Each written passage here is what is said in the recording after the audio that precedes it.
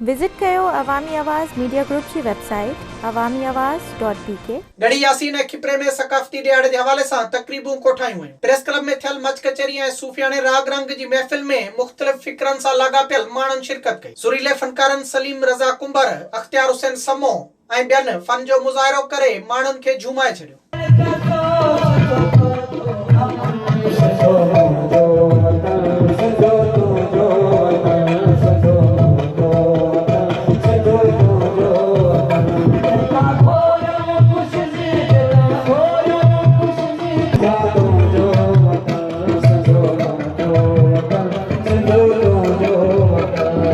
खिपरे में अवामी आवाज़ तरफा सकाफ़ती मुशायरो करायो वियो, जंहिंमें शाइरनि अब्दुल हलीम दर्स, मोहम्मद उर्स, आजिज़ समेजो, हाजी खान शाद राजड़, गुलाम मोहम्मद उर्फ पीरल मरी ऐं ॿियनि निकोर शाइरी पेश कई। उन मौके ते अब्दुल हलीम दर्स ऐं हादी बख्श भंभरो क़ौमी गीत पिण ॿुधाया। चल सिंध सदा आबाद हुजे, ही अजरक टोपी शाद हुजे। चल सिंध सदा आबाद हुजे, ही अजरक टोपी शाद हुजे।